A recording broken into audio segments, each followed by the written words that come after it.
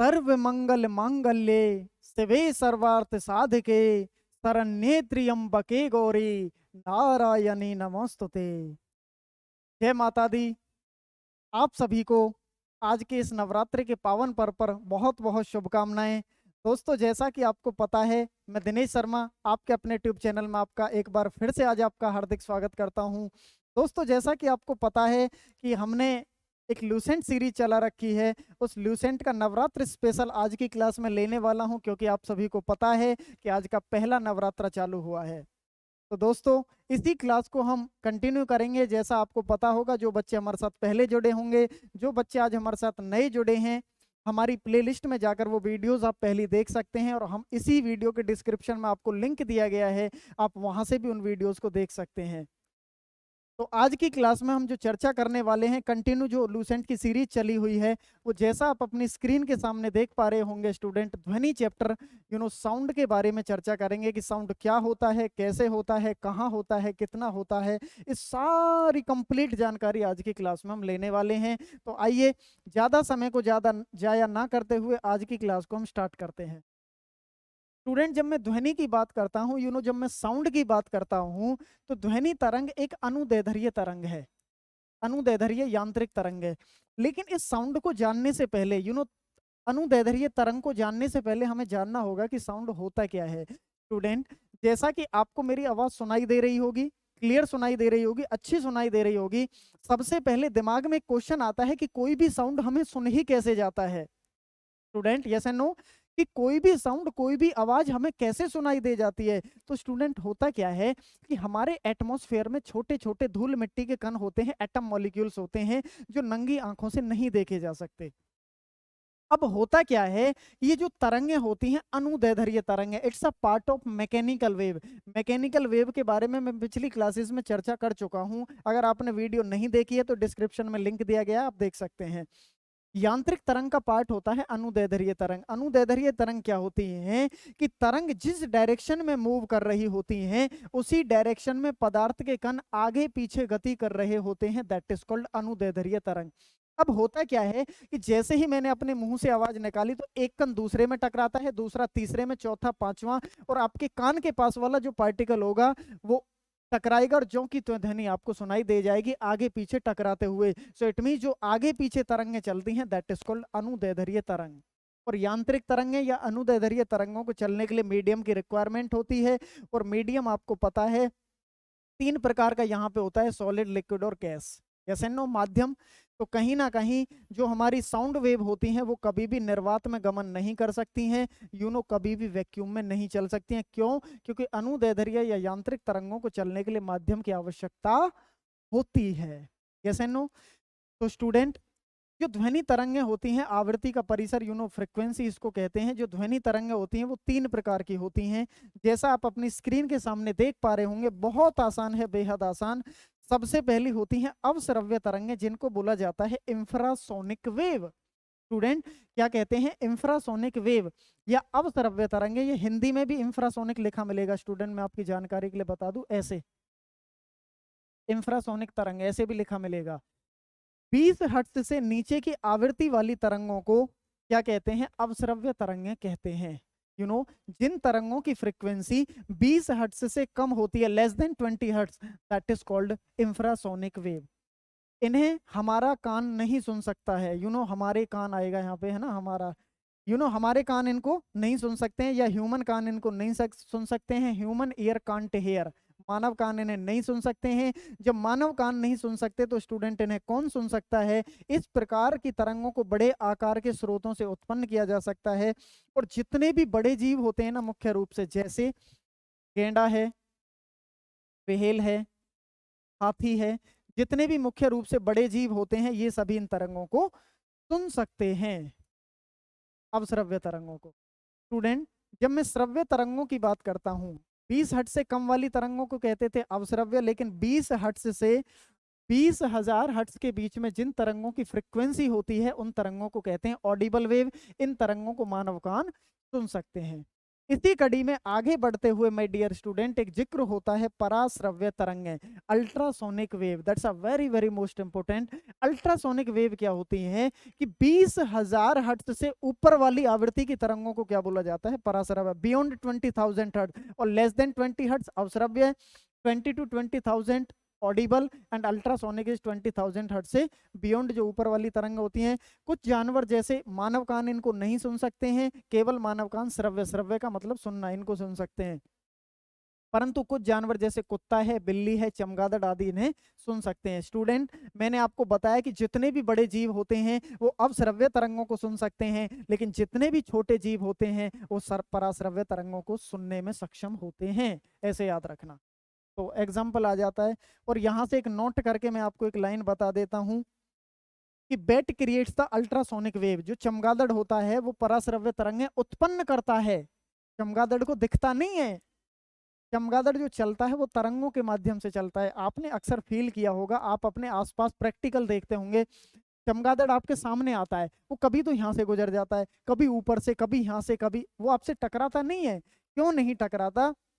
मानो चमगादड़ आपके सामने आ रहा है, अब जब सामने आ रहा है तो वेव छोड़ता हुआ चलेगा। अब जैसे ही वेव मेरे से टकराएगी, मानो मेरे सामने आ रहा है तो वेव मेरे से टकराएगी, टकरा के वेव का होता है परावर्तन। परावर्तन मतलब वापस उसी के पास जाएगी, तो उसे पता लग जाएगा कि भाई आगे रास्ता साफ नहीं है और उधर से टर्न, कभी तो यहाँ से कभी यहाँ से।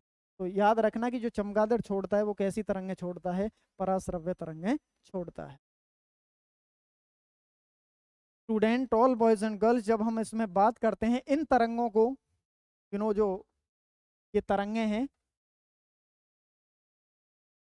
गोल्टन की सीटी के द्वारा दाब विद्युत प्रवाह की विधि द्वारा कार्टेज के क्रिस्टल कंपनों से उत्पन्न करते हैं। इन तरंगों की आवृत्ति बहुत ऊंची होने के कारण इसमें बहुत अधिक ऊर्जा होती है। जो गोल्टन की सीटी थी, सबसे पहले प्रयोग ध्वनि का इसी के द्वारा किया गया, गोल्टन की सीटी के द्वारा। उसकी फ्रिक्वेंसी बहुत अधिक होती है, और फ्रिक्वेंसी अधिक होने से इसमें ऊर्जा क्या होती है? अधिक होती है। स्टूडेंट, फ्रिक्वेंसी तो आपको पता होगा ना, बार बार जिक्र आ रहा है, क्योंकि मैं इसीलिए कहता हूँ कि पिछली वीडियो देख के आया करें तो बहुत आसानी होगी। जो बच्चा नया जुड़ा है उसके बारे में मैं बता देता हूँ, उसके लिए मैं बता देता हूँ कि फ्रिक्वेंसी क्या होती है। फ्रिक्वेंसी को हिंदी में कहते हैं आवृत्ति। नंबर ऑफ वाइब्रेशन बटे में टाइम। यू नो एक सेकंड में किसी भी वस्तु में कितनी कंपन पैदा हो रही है, दैट इज कॉल्ड फ्रिक्वेंसी। जैसे मैंने यहाँ पे, जैसे मानो आप ऐसे समझे, किसी के गाल पे आपने थप्पड़ मारा, राइट? अब जैसे ही थप्पड़ मारेंगे तो एक सेकंड में कितनी कंपन पैदा हो रही है, that is called frequency, that is called आवृत्ति। जितनी ज्यादा आवृत्ति होगी भी, जितनी तेज थप्पड़ लगेगा उतनी ज्यादा आवृत्ति होगी, और जितनी तेज लगेगा तो एनर्जी कम होगी कि ज्यादा होगी? ज्यादा होगी। तो मतलब आवृत्ति ज्यादा होने से एनर्जी भी क्या होगी? ज्यादा होगी। और इसकी वेवलेंथ छोटी होने के कारण एक पतले किरण पुंज के रूप में बहुत दूर तक भेजा जा सकता है। इसको भी देखेंगे, सही है। अब जब हम इससे आगे बढ़ते हैं, यहां से समझने लायक है ये रहा, पराश्रव्य तरंगों के उपयोग। यहां से कुछ आ जाते हैं पेपर में, देखो। अल्ट्रासोनिक वेव के जो यूजेस होते हैं क्या क्या है? संकेत भेजने में यूज होता है, समुद्र की गहराई का पता लगाने में। यू नो पेपर में क्वेश्चन आएगा कि समुद्र की गहराई को मापने वाला यंत्र, स्टूडेंट, एक होता है फेदोमीटर। क्या होता है भैया? फेदोमीटर। लेकिन एक होता है फेदोमीटर और एक होता है सोनार। एक सोनार यंत्र होता है और एक होता है फेदोमीटर से समुद्र की गहराई को मापा जाता है, और सोनार से। लेकिन ऑप्शन जब दोनों आ जाएं, कभी जब एक आएगा तो एक ही लगाएंगे। अगर दोनों ऑप्शन आपको देखने को मिल जाते हैं तो आपने फर्स्ट प्रायोरिटी किसको देनी है? फेदोमीटर को देनी है। तो सोनार यंत्र में पराश्रव्य तरंगों का उपयोग किया जाता है, और सोनार यंत्र से समुद्र की गहराई का पता लगाया जा सकता है। तो कहीं ना कहीं इनडायरेक्टली पराश्रव्य तरंगों से समुद्र की गहराई का पता लगाया जा सकता है। पेपर में यहां से कई बार क्वेश्चन पूछा हुआ है, सोनार की फुल फॉर्म क्या होती है? तो साउंड नेविगेशन एंड रेंजिंग। क्या होती है स्टूडेंट?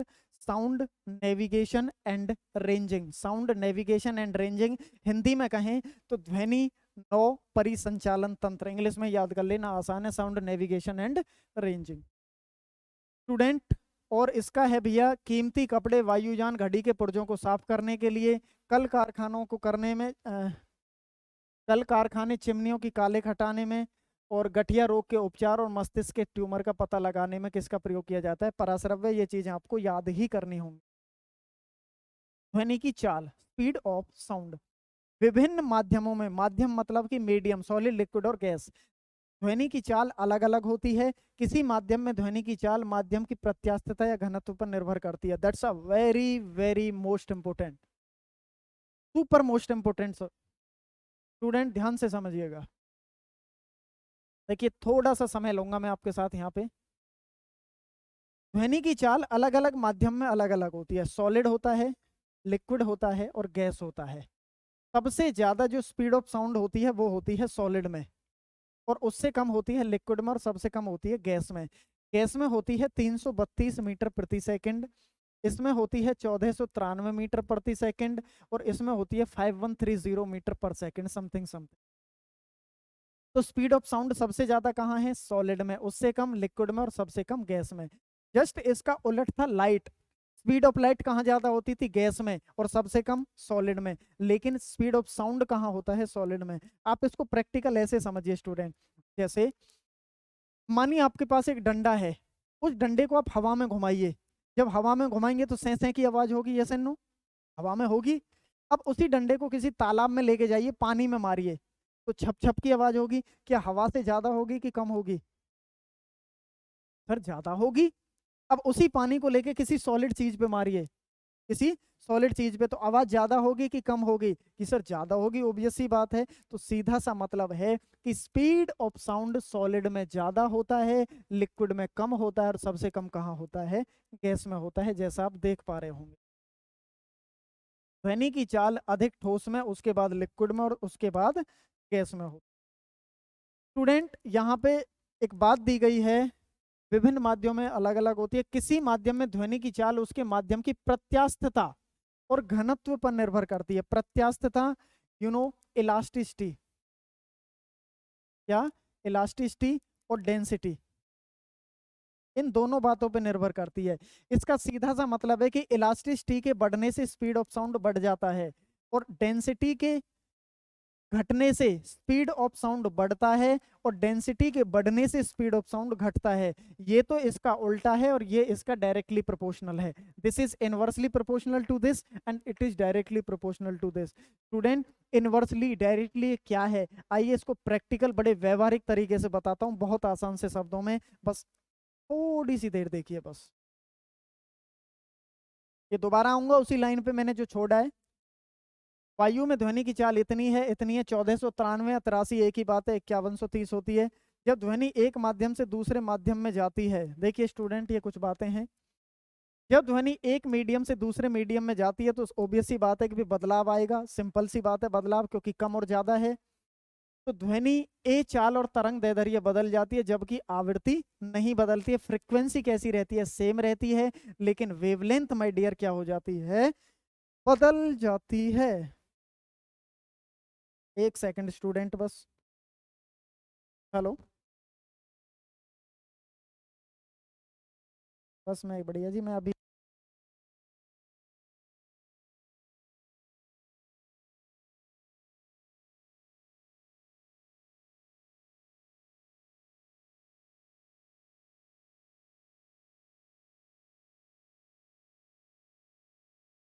क्लियर है स्टूडेंट?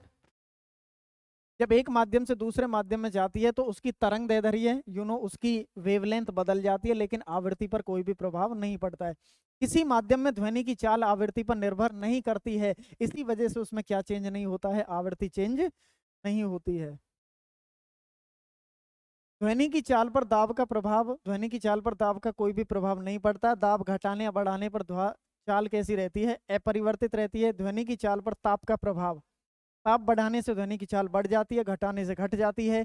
1 डिग्री सेल्सियस टेम्परेचर बढ़ाने पर ध्वनि की चाल 0.61 मीटर प्रति सेकंड बढ़ जाती है। शुष्क वायु की अपेक्षा नमी युक्त वायु में ध्वनि की चाल अधिक होती है। ध्वनि के लक्षण देखो भैया, ये ब्लैंक पेज यहाँ से थोड़ा सा ले लेते हैं। स्टूडेंट जितने भी स्टूडेंट हमारे साथ जुड़े हुए हैं, फटाफट वीडियो को लाइक कर दो अगर आपको वीडियो अच्छी लग रही हो तो, है ना? देखिए बहुत इंटरेस्टिंग चीजें हैं। मैं 5 पॉइंट बताऊंगा गिनती का स्टूडेंट, 5 पॉइंट, और ध्यान से सुनिएगा पांचों पॉइंटों को। सबसे पहला, टेम्परेचर के बढ़ाने से ध्वनि की चाल, स्पीड ऑफ साउंड। जितने भी आर्ट और कॉमर्स वाले बच्चे हैं वो विशेष ध्यान दीजिएगा, स्पेशली ध्यान दीजिएगा।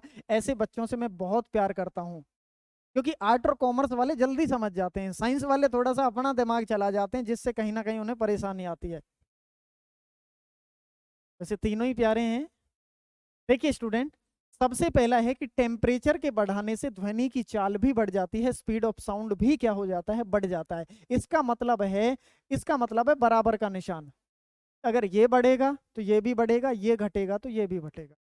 अभी आपने थोड़ी देर पहले नीचे जब मैंने स्क्रॉल किया था इसको, तो 1 डिग्री सेल्सियस बढ़ाने पर 0.61 मीटर प्रति सेकंड आपका चाल बढ़ जाती है।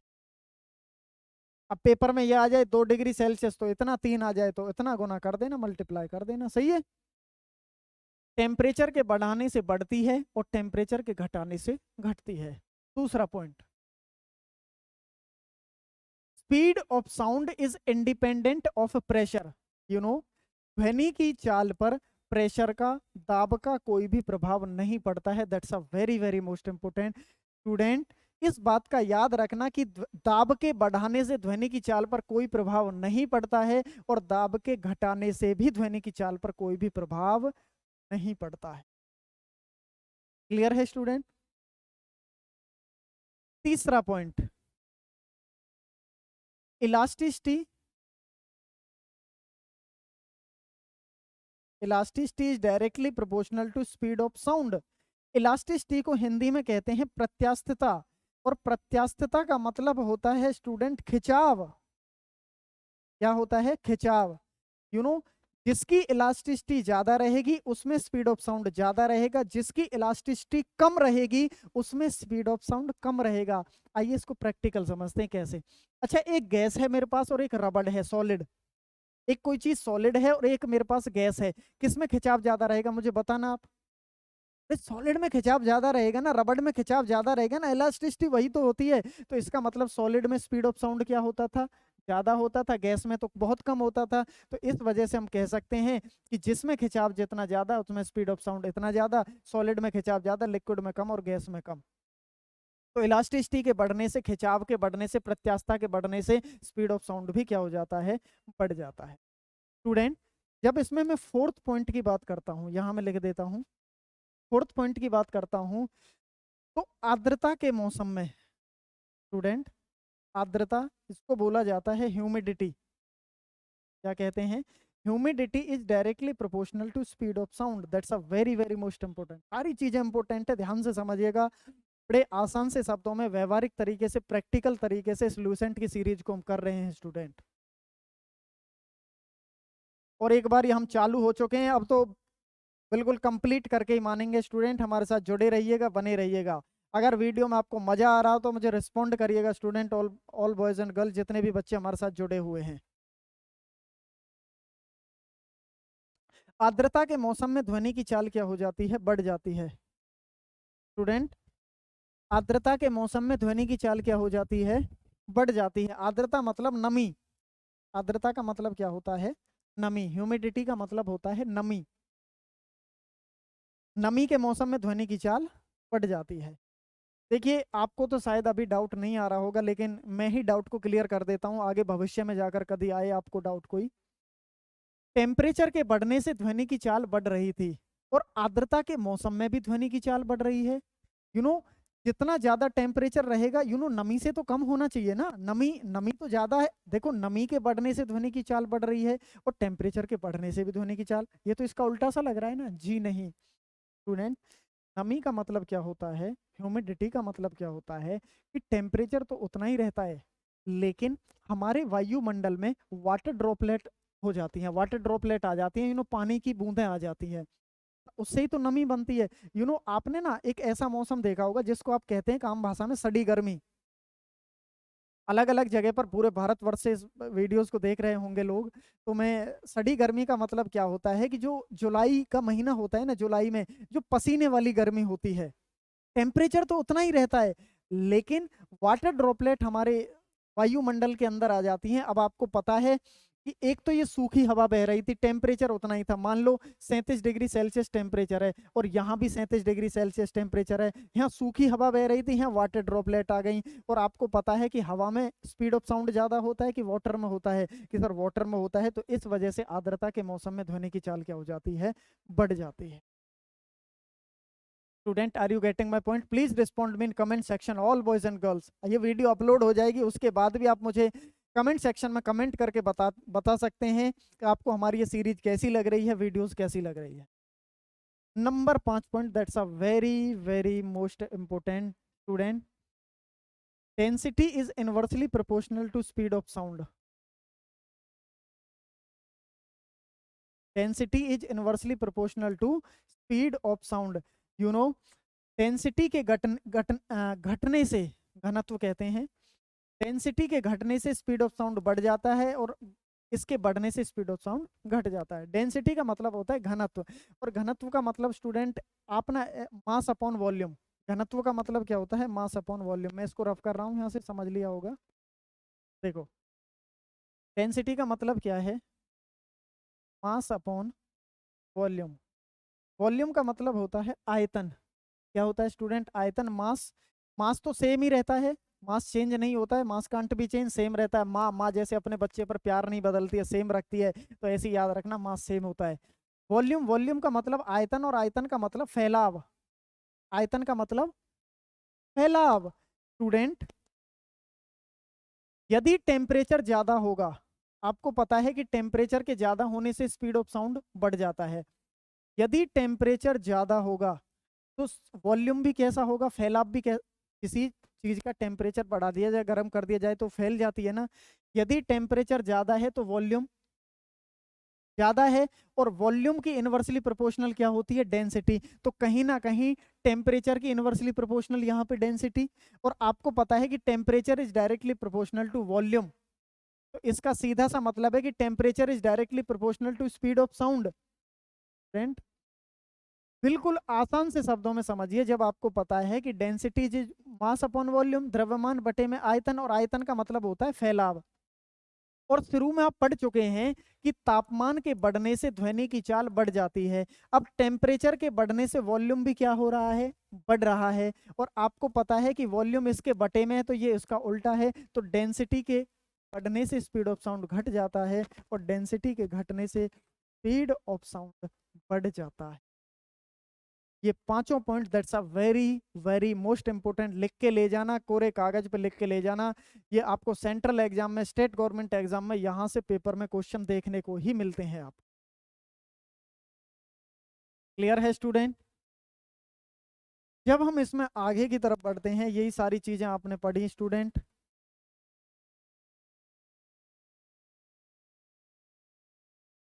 क्लियर है स्टूडेंट? तो स्टूडेंट, आज की क्लास को हम इतना ही रखते हैं। आप हमारे साथ जुड़े, इसे मुझे बहुत ही अच्छा लगा, और मुझे उम्मीद है कि हमसे जुड़कर आपको भी बहुत अच्छा लगता होगा। तो स्टूडेंट, इस नवरात्रि के सेशन में पहले दिन में आज की क्लास केवल यहीं तक है। आपका और हमारा मिलन इतना ही था। तो इसी तरह हमारे साथ जुड़े रहिएगा, बने रहिएगा, हमारा इंतजार करिएगा, क्योंकि मैं बार बार एक ही बात कहता हूं कि हमारे चैनल का नाम है क्रेजी कीड़ा, जो साइंस की लूसेंट की या किसी भी साइंस की मिटा देगा जड़ से पीड़ा। स्टूडेंट, एक बात और मैं आपसे कहता हूं कि जब हम और तुम आपस में मिलते हैं, जब हम और तुम रात को 8 बजे आपस में मिलते हैं, तो हमारे बीच होती हैं अच्छी अच्छी वाइब्स। इसलिए हमारे चैनल को कर दो सब्सक्राइब। अगर जो हमारा बच्चा आज नया जुड़ा हो हमारे साथ, अगर आपने हमारे चैनल को अभी तक सब्सक्राइब नहीं किया है, तो प्लीज इसको सब्सक्राइब कर दीजिएगा। क्यों? क्योंकि इससे आपका भी बेनिफिट है और मेरा भी बेनिफिट है। We are complete to each other, we are not a competitor. हम एक दूसरे के पूरक हैं। आपके सपोर्ट से हमें सपोर्ट मिलता है, और हमारे सपोर्ट से आपको सपोर्ट मिलता है। हमारे फायदे से आपका फायदा है, आपके फायदे से हमारा फायदा है। तो स्टूडेंट, इसी फायदे को यूं ही बरकरार रखेंगे। तो स्टूडेंट, आज की क्लास में केवल इतना ही। जो आपका आगे बचा हुआ है साउंड चैप्टर सॉल्यूशन सीरीज में, वो अगली क्लास में कल रात 8 बजे फिर आपके साथ एक इसी तरह इसी अंदाज में मुलाकात होगी। तो स्टूडेंट, आप सभी का तहे दिल से एक बार पुनः हमसे जुड़ने के लिए बहुत बहुत आभार। आप सभी को नवरात्र दिवस की अगेन आपको बहुत बहुत शुभकामनाएं। जय माता दी, जय माता दी, जय माता दी। आप सभी का बहुत बहुत धन्यवाद। Okay, thank you, love you all student, bye bye.